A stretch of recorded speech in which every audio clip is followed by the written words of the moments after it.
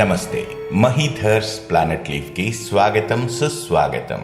భగవద్గీతలో ఉన్న 18 అధ్యాయాలు, 18 యోగాలలో 1 నుండి 6 వరకు ఉన్న అధ్యాయాలను కర్మషట్కము అంటారు. దీనిలో 2వ అధ్యాయం సాంఖ్యయోగం. ఈ రోజుటి మన వీడియోలో సాంఖ్యయోగంలోని 26 నుండి 31 వరకు ఉన్న శ్లోకాలను, వాటి తాత్పర్యాలను తెలుసుకుందాము. అర్జునుడి శోకాన్ని పోగొట్టడానికి శ్రీకృష్ణుడు జనన మరణాల గురించిన జ్ఞానాన్ని ఈ విధంగా వివరిస్తున్నాడు. అథ చైనం నిత్యజాతం నిత్యం వా మన్యసే మృతం తథాపి త్వం మహాబాహో నైవం శోచితుమర్హసి. ఒకవేళ నీవు ఆత్మ పదే పదే జనన మరణములకు లోనవుతుంది అని అనుకున్నా సరే, ఓ మహాబాహువులు గలవాడా, ఇలా శోకించటము తగదు. భారతీయ తత్వశాస్త్రం చారిత్రాత్మకంగా 12 సంప్రదాయాలను కలిగి ఉంది. వీటిలో ఒక 6 వేదాలను ప్రామాణికంగా అంగీకరించాయి. అందుకే వాటిని ఆస్తిక దర్శనములు అంటారు. ఇవి మీమాంస, వేదాంత, న్యాయ, వైశేషిక, సాంఖ్య మరియు యోగ దర్శనములు. మరల వీటిలో ఇంకొన్ని శాఖలున్నాయి. ఉదాహరణకి వేదాంతం అనేది మరో 6 రకాలుగా విభజించబడింది. అద్వైతవాదం, ద్వైతవాదం, విశిష్టాద్వైతవాదం, విశుద్ధాద్వైతవాదం, ద్వైతాద్వైతవాదం మరియు అచింత్య భేదాభేదవాదం. వీటిలో మళ్లీ కొన్ని ఉపశాఖలున్నాయి. ఉదాహరణకి అద్వైతవాదం అనేది ఇలా పునర్విభజించబడింది: దృష్టి సృష్టివాదం, అవచ్ఛేదవాదం, బింబ ప్రతిబింబవాదం, వివర్తవాదం, అజాతవాదం మొదలగునవి. ఈ సిద్ధాంతాలన్నీ వేదములను ప్రామాణికంగా అంగీకరించాయి. వీటి ప్రకారముగా నిత్యమైన మారని ఆత్మయే మన స్వీయ స్వరూపమని అర్థమవుతుంది. మిగిలిన 6 తత్వశాస్త్ర సిద్ధాంతాలు వేదాలను ప్రామాణికంగా అంగీకరించవు. ఇవి చార్వాకవాదం, 4 బౌద్ధ సిద్ధాంతాలైన యోగాచారవాదం, మాధ్యమికవాదం, వైభాసికవాదం, సౌతాంత్రికవాదం మరియు జైనమతం. ఇవన్నింటికి ఆత్మతత్వం గురించి వాటి వివరణలున్నాయి. జైనమతం ప్రకారం ఆత్మ అనేది శరీరమంత పరిమాణంలో ఉంటుంది, కాబట్టి అది ప్రతి జన్మకి మారుతూ ఉంటుంది. బౌద్ధ మతంలో ఉన్న సిద్ధాంతాలు శాశ్వతమైన ఆత్మ ఉనికిని ఒప్పుకోవు. దీనికి బదులుగా జీవితకాలం నుండి జీవితకాలమునకు పునరుద్ధరించబడిన జీవ చైతన్య ప్రవాహం ఉంటుందని, ఇవి వ్యక్తి యొక్క అస్తిత్వ కొనసాగింపును కలిగిస్తుందని పేర్కొంటున్నాయి. ఆత్మ జీవితం నుండి జీవితానికి జీవి చైతన్య ప్రవాహాన్ని కలిగి ఉంటుందని నీవు అంగీకరించినా ఆ విషయం గురించి శోకింపవద్దని అర్జునుడికి శ్రీకృష్ణుడు తెలియజేస్తున్నాడు.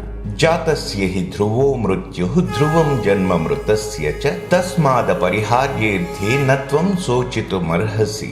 పుట్టిన వానికి మరణము తప్పదు, మరణించిన వానికి మరల పుట్టుక తప్పదు. కాబట్టి అనివార్యమైన దానికోసం నీవు శోకించవద్దు. ప్రతి ఒక్కరి జీవితంలో అత్యంత ఖచ్చితమైన విషయం ఏమిటంటే, మనం ఏదో ఒక రోజు మృత్యువును కలవడం. అందరి జీవితాలలో అతిపెద్ద భయం మరణ భయమని మనస్తత్వవేత్తలు వర్గీకరించారు. మహాభారతంలో ఈ మరణం గురించిన ఒక ఘటన చెప్పబడింది. పాండవులు అడవిలో సంచరిస్తున్న సమయంలో దాహం వేసి ఒక బావి దగ్గరికి చేరుకున్నారు.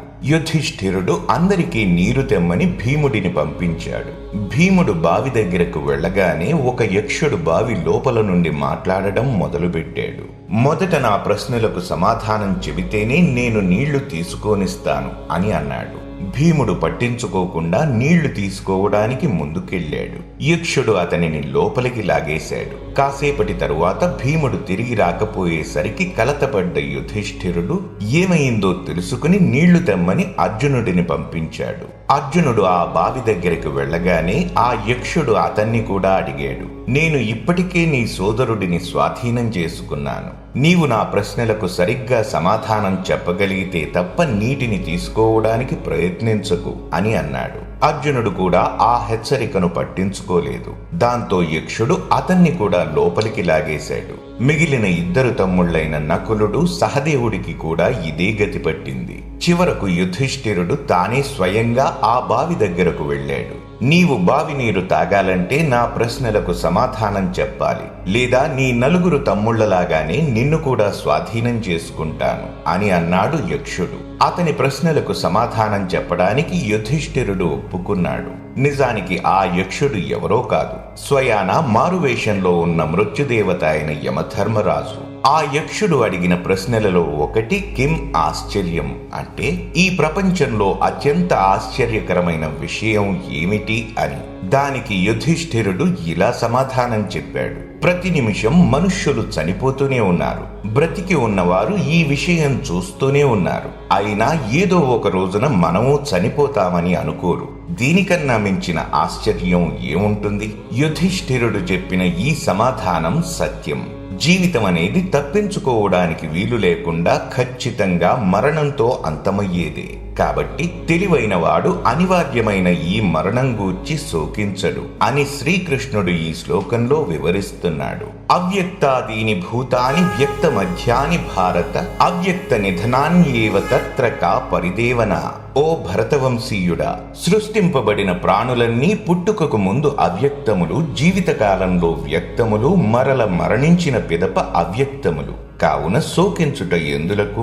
మనం ఈ యొక్క వ్యక్తిత్వాన్ని నిత్యమైన ఆత్మగా భావించినా లేదా తాత్కాలికమైన శరీరముగా భావించినా లేదా ఊహకందని ఈ రెండింటి కలయికగా భావించినా శోకించకూడదు. శోకమునకు మూల కారణం భ్రమ వల్ల కలిగిన మోహం మాత్రమే. భౌతిక జగత్తులో ప్రతి ఒక్క జీవాత్మ 3 శరీరాలచే కట్టుబడి ఉంటుంది. అవి స్థూల శరీరం, సూక్ష్మ శరీరం, కారణ శరీరం. స్థూల శరీరం అనగా భూమి, నీరు, అగ్ని, వాయువు, ఆకాశమనే పంచభూతములతో తయారు చేయబడినది. సూక్ష్మ శరీరం అనగా 5 ప్రాణవాయువులు, 5 కర్మేంద్రియములు, 5 జ్ఞానేంద్రియములు, మనస్సు, బుద్ధి మరియు అహంకారమనబడే 18 మూల వస్తువులతో కూడినది. కారణ శరీరం అనగా అంతులేని గత జన్మల కర్మల ఖాతా కలిగి మునుపటి జీవితాల నుండి ఉన్న సంస్కారములతో కూడి ఉన్నది. మరణ సమయంలో ఆత్మ తన స్థూల శరీరాన్ని విడిచిపెట్టి తనతో పాటు సూక్ష్మ కారణ శరీరములను తీసుకుని వెళుతుంది. భగవంతుడు మరల ఆత్మకి మరి ఒక స్థూల శరీరాన్ని దాని సూక్ష్మ కారణ శరీరాలకు అనుగుణంగా ఇచ్చి దానికి తగిన తల్లి గర్భంలోనికి ప్రవేశపెడతాడు. ఆత్మ ఒక స్థూల శరీరాన్ని వదిలివేసిన తరువాత వేరే స్థూల శరీరాన్ని తీసుకునే మధ్యలో ఒక పరివర్తన దశ ఉంటుంది. ఈ దశ కొన్ని క్షణాల నుండి కొన్ని సంవత్సరాల వరకు ఉండవచ్చు. కాబట్టి పుట్టుక ముందు ఆత్మ అవ్యక్తమైన సూక్ష్మ కారణ శరీరాలతో ఉంటుంది. మరణం తరువాత కూడా అది అవ్యక్త స్థితిలో ఉంటుంది. ఈ మధ్యలోనే అది వ్యక్తమవుతుంది. కాబట్టి శోకించడానికి మరణం కారణం కాకూడదని తెలియజేస్తున్నాడు కృష్ణ పరమాత్ముడు.